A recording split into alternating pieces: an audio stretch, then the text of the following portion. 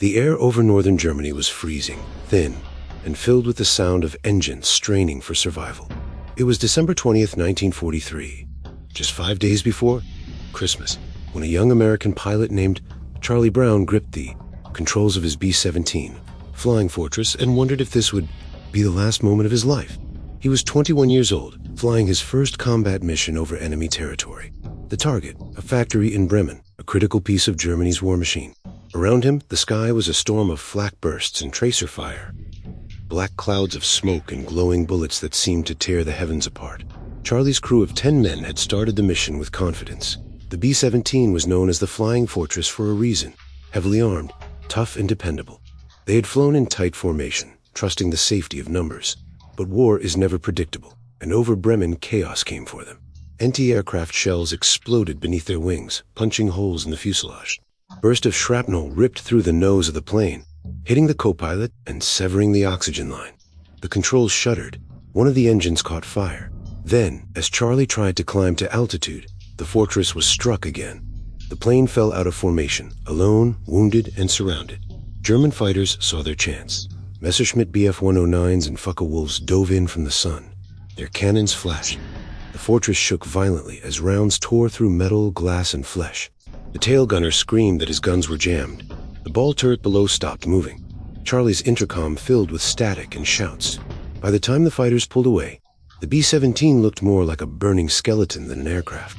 The nose was shattered, half the tail gone, one engine dead, another smoking. The crew was wounded, some unconscious, one already dead. Charlie's hands were slick with blood as he tried to steady the plane. He could barely breathe in the freezing, air that rushed through the holes in the fuselage. They were hundreds of miles inside Germany, flying alone, descending fast. The gauges flickered. The compass was useless. Charlie made a decision. He would try to bring the crew home or die trying. He turned the plane northwest, toward the North Sea, toward England. But deep inside, he knew they would never make it. Below, in a small airfield outside Bremen, another pilot had just landed from a patrol mission. His name was Franz Stigler, a Luftwaffe ace with 22 confirmed victories to his name. He was tall, calm, and carried himself with the quiet confidence of a man who knew death intimately. Franz had been a commercial airline pilot before the war. He'd never wanted to be part of the Nazi machine. But when the war came, he joined the Luftwaffe like so many others, telling himself that he was fighting for his country, not for politics. That day, as he refueled his Messerschmitt Bf-109, he saw something strange in the sky. A lone bomber, limping, trailing smoke, flying so low he could almost count its bullet holes. It was an American B-17, and by all logic, it shouldn't have been flying at all. Franz climbed back into his fighter. He was supposed to destroy enemy aircraft. That was the job. But as he climbed closer, the sight before him stopped him cold. The B-17's tail was torn apart. The rear gunner's position was shattered, the guns hanging useless. Through the broken glass, Franz could see the bodies of crewmen, some dead, some barely moving. The plane's nose was covered in blood. And then he saw the pilot, Charlie Brown, his face pale, jaw clenched, desperately trying to keep the aircraft in the air. Franz could have ended it with a single burst of fire. No one would have blamed him. It would have been an easy kill, and another victory mark on his fuselage. But instead, something inside him resisted. He thought of his own brother, killed earlier in the war, shot down by an American fighter. He thought of the words his old commander had once told him. "You fight by rules of honor, not for hatred. If I ever see you shoot at a man in a parachute, I will shoot you myself." As he flew alongside the B-17, Franz saw the crew inside, terrified, exhausted, bleeding. The plane was defenseless. It wasn't a fight anymore. It was a slaughter. And Franz could not bring himself to finish it. Instead, he made a decision that could have cost him his life. He eased his fighter up beside the bomber, just feet away from the shattered fuselage. Charlie turned his head, saw the German ace flying wing to wing, and froze. At first, Charlie thought it was a trick. He braced for the final attack. But Franz didn't fire. He pointed ahead, gesturing for Charlie to keep flying. Then, unbelievably, Franz began escorting the crippled bomber north, protecting it from ground fire and other Luftwaffe aircraft. Through the broken window, Charlie stared at the enemy pilot, confused, disbelieving. For nearly 10 minutes, the two planes flew together, enemies sharing the same sky in silence. Finally, as they reached the coast and the gray stretch of the North Sea came into view, Franz saluted. He looked at Charlie, nodded once, and peeled away, turning back toward Germany. Charlie couldn't move. He sat there in stunned silence as his battered plane limped toward England. Against all odds, they made it across the sea, barely managing an emergency landing at an Allied base. When the rescuers climbed aboard, they couldn't believe what they saw. The B-17 had over 350 bullet holes, one engine completely destroyed, another barely hanging on. The crew were half-conscious, frostbitten, covered in blood. Yet somehow they were alive. Charlie told the intelligence officers everything about the German pilot who had spared them, who had escorted them out instead of finishing the job. The officers listened, then shook their heads. They told him never to repeat that story again. No one would believe it, they said. But Charlie never forgot. He couldn't. Somewhere out there, in the frozen sky above Germany, an enemy had chosen mercy over murder. And that act, that impossible, human moment, would haunt him for the rest of his life. The war ended, but the memories never did. For Charlie Brown, the young American pilot who had somehow guided his broken B-17 back across the North Sea, life after December 20th, 1943, became a strange mixture of gratitude and silence. The rest of his crew recovered in hospitals. Some went home, some stayed in Europe, but none ever forgot that flight. And yet, whenever Charlie tried to tell people what had happened, the German pilot who had spared them, the salute over the coast, it sounded like something from a dream. The debriefing officers at his base in England had written down his report, nodded, and closed the folder. They told him it was better if he didn't speak about it again. Stories like that could confuse morale. The enemy was the enemy, and the war still had to be fought. There was no room in the propaganda, machine for tales of compassion, from the other side. So Charlie locked it away. He flew a few more missions before the war's end, and then he went home to West Virginia. The newspapers called returning pilots heroes, but Charlie didn't feel like one. Every time he looked at the sky, he remembered the German pilot's face, calm, almost sad, and the way his gloved hand had lifted in farewell before turning back toward danger. Charlie didn't even know his name. Years passed. The war faded into history, but that December warning never left him. On the other side of the world, in a country reduced to rubble, Franz Stiegler was fighting his own battle, not in the air, but within himself. The Luftwaffe ace had survived the war, barely. His home had been destroyed by Allied bombing, his friends killed or captured, his nation divided. After Germany surrendered, Stiegler was interrogated by Allied forces and held in a camp for months. When he was finally released, he returned to find that there was nothing left. No Air Force, no family business, no home. He worked odd jobs to survive. Mechanic, farmer, even a logger in the Bavarian forests. The proud pilot who had once flown sleek. Messerschmitts at 30,000 feet now spent his days, cutting timber in his nights, trying to forget the sound of engines and gunfire. But some things cannot be buried. Franz had kept his logbook, every mission, every engagement. And among those entries was one that meant more than all the rest. December 20th, 1943. The day he had met an American, B-17 over Bramett, the day he chose mercy instead of murder. He had told Noah, if the Gestapo had known at the time, he would have been executed. Even after the war, when he spoke to other veterans, he avoided the story. Who would understand? To most people, compassion for the enemy sounded like betrayal. Still, the memory followed him, just as it followed Charlie. Two men on opposite sides of the world, bound by a moment that neither could explain. By the 1950s, both men had built new lives. Charlie married, went to college on the GI Bill, and later joined the State Department. He raised a family, worked quietly, and rarely spoke about his part in the war. But every December, something stirred inside him. He would stand outside on cold nights, look up at the stars, and wonder if that German pilot had survived. He had no name, no squadron number, no photograph, only a memory of a man's face framed by the canopy of a Messerschmitt, eyes filled not with hatred, but with humanity. Charlie told his wife about the encounter, and later his children, but it always sounded to them like a legend, a piece of impossible grace in the middle of a world gone mad. In the early 1980s, long after he had retired from government service, Charlie decided that maybe it was time to find the truth. The Cold War was thawing, and Germany was not the enemy anymore. Veterans groups were forming, memoirs being written, archives opening. Maybe somewhere, somehow, the man who had spared him was still alive. He began writing letters to Luftwaffe veteran associations, to museums, to newspapers in Germany. Most never answered. Some sent polite replies saying there was no record of such an incident. A few dismissed the story as impossible. But Charlie refused to give up.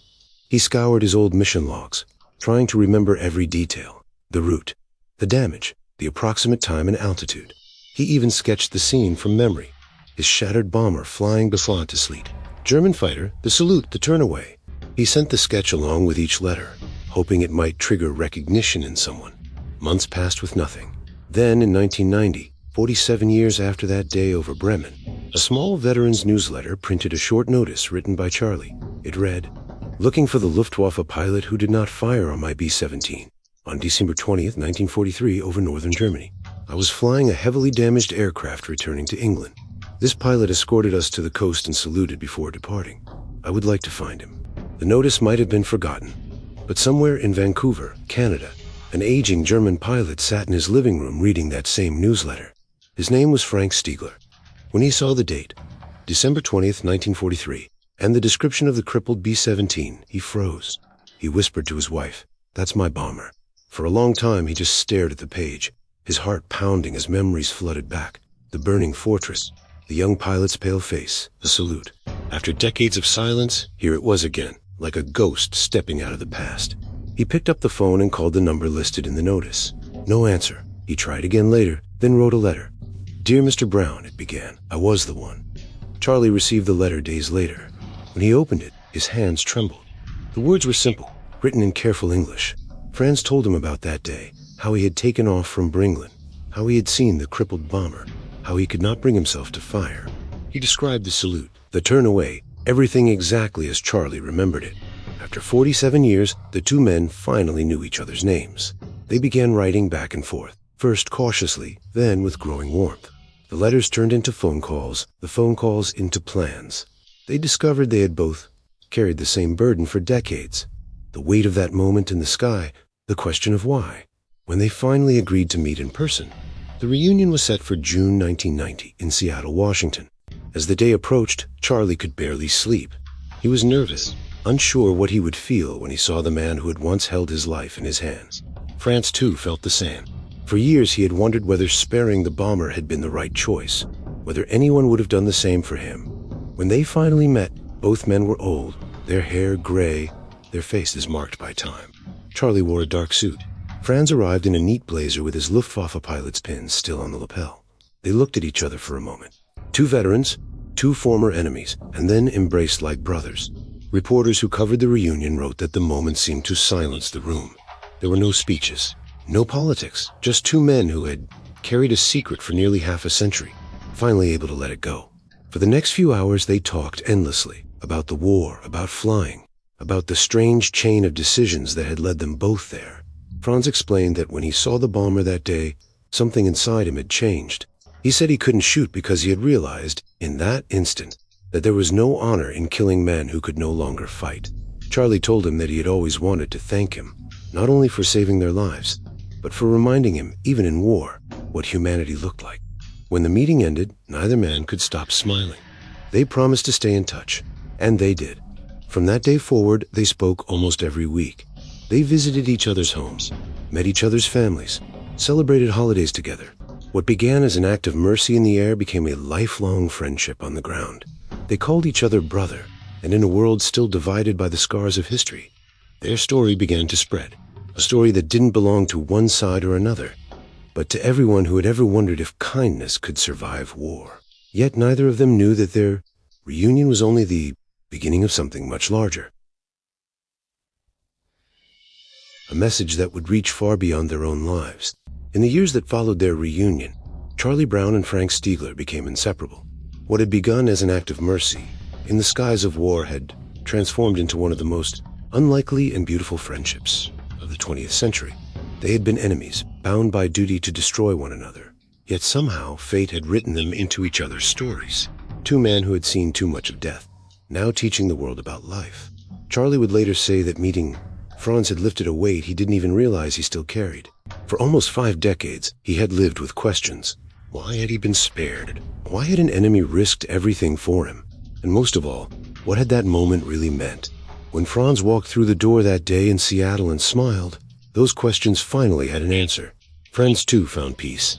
For years, he had wondered whether sparing the bomber had been the right choice. Many of his comrades had died in combat or been captured. Some had committed suicide after the war, haunted by guilt or bitterness. But when he met Charlie, he knew he had saved not just a crew, but a piece of his own soul. The two men began to speak publicly about their story, not to boast, but to remind people that even in war, there are moments when humanity can win over hatred.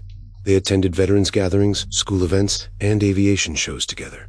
Whenever they spoke, the audience was silent, old soldiers wiping their eyes, young people stunned that such a story could be true. Charlie would recount how his bomber had been torn apart over Bremen, how the German ace had flown beside him instead of firing, and how that single gesture had stayed with him for the rest of his life. Friends would then describe the view from his cockpit, the broken fortress limping through the clouds, the sight of the wounded crew, and the feeling that he couldn't finish them off. When I saw them, he once told a reporter, I could not shoot. I thought of my own family. I thought, if I kill them, what kind of man will I be after the war? Their friendship became living proof that compassion knows no borders. They began appearing together so often that they became known in aviation circles as the brothers in the sky. Documentaries were made, interviews published, and photographs taken of the two standing side by side. Charlie in his U.S. Army Air Force's cap, Franz with his Luftwaffe badge gleaming on his blazer. To the world they looked like opposites. To each other they were reflections. At one event, a journalist asked Franz what had made him decide to spare the bomber that day. He smiled and said simply, I didn't see Americans up there. I saw a fellow airman. Charlie nodded and added, he showed me what it means to be a real soldier. Not a killer, but a man who knows when to fight and when to forgive. They often visited schools, telling children that history is not just about nations or battles, but about choices, the small moments when a single act of decency can change everything. Whenever they spoke together, friends would often turn to Charlie and say, I think God wanted us to meet. In 1992, they both attended an air show in Oshkosh, Wisconsin, where thousands of people came to see vintage planes from the Second World War. When the announcer told the crowd about the two old pilots, one American, one German, who had once met as enemies in the air and were now brothers, the applause lasted several minutes. Many in the audience cried openly. After the show, they walked side by side along the flight line, looking at the restored aircraft. When they stopped in front of a B-17 like the one Charlie had flown, they stood quietly for a while. Charlie touched the side of the plane, then turned to Franz and said, I still can't believe we both made it. Brown smiled and replied, we were lucky enough to learn what really matters. In the years that followed, their bond only deepened. They called each other weekly, sent letters and Christmas cards, and sometimes flew together in small planes. Charlie would often visit Franz in Canada, where he had settled after the war, and the two men would sit for hours talking about flying, family, and faith. Their story began to attract global attention. Newspapers from Europe to America wrote about them. Military historians documented their encounter as one of the rare examples of chivalry in the skies. During World War II, a code of honor that was all but lost as the conflict dragged on. One article called it a moment of grace in a world of fire. Another described it as the day humanity defeated war. Yet despite the fame, both men remained humble. They never saw themselves as heroes, only as two people who had been given a second chance. Charlie once said, Franz gave me more than my life that day. He gave me a lesson I've carried ever since, that even in war, you can choose who you are. Friends often echoed that sentiment. When I spared them, he said, I saved myself. As they grew older, time began to slow their steps. Their hair turned white. Their hands shook a little more. But the spark between them never faded. Whenever they met, it was as if the decades melted away, and they were once again two young pilots in the frozen sky, saluting through shattered glass. In 2008, Charlie passed away quietly at the age of 87. Franz, who was already in his 90s, was devastated. He told friends that he had lost a brother, not by blood, but by choice. At Charlie's funeral, his family displayed a photo of the two men together, smiling, arms around each other. Next to it was a model of the B-17 and a Messerschmitt, flying side by side. When Franz was asked if he would like to say something, he stood up slowly, looked at the crowd and said, Charlie and I met in war, but we found peace together. He was my friend, my brother. I loved him.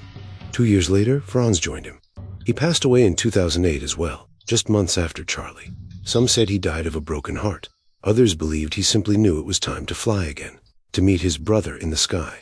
Before his death, Franz had written a letter to Charlie's family. In it, he said, I am glad I got to know Charlie. I think I still have that salute between us in my mind. That was my Christmas gift to him in 1943, and it lasted all my life. Their story spread across the world. Teachers began sharing it with students. Military academies used it as an example of ethical courage, and filmmakers and writers retold it as a timeless reminder of humanity. In 2013, a book titled A Higher Call was published. recounting their story in detail, and millions read it, moved by the idea that mercy can exist even in the middle of destruction. The title captured what the two men had always believed, that there is a higher calling than victory, a higher code than vengeance, the call to compassion. Today, at air museums across North America and Europe, photographs of Charlie and Franz hang side by side. Beneath them are words they once spoke together. Enemies are only enemies when we forget our humanity. Visitors stop and read, sometimes in silence, sometimes with tears. Children ask their parents who those men were, and parents tell them about the pilot who spared his enemy and the enemy who became his friend. In an age where wars continue and divisions remain, their story endures as a quiet, shining light, a reminder that kindness is never weakness, and that sometimes a single choice can echo through generations. If you walk into the museum in Seattle where Charlie's uniform is displayed, you'll see next to his flight jacket a small framed photo. It shows a B-17 and a Messerschmitt flying side by side, with a handwritten note underneath. December 20th, 1943, the day I learned that even in war, there can be peace. No medals, no speeches, no orders, just two men who chose humanity over hate. Their legacy isn't measured in victories or kills, but in lives touched, hearts changed, and lessons that will outlast every battlefield. They prove that even in the darkest times, mercy has wings. And somewhere, high above the clouds, perhaps the two of them are still flying together, an old fortress and alone, Messerschmitt side by side, keeping each other company in the endless sky. Enemies once, brothers forever.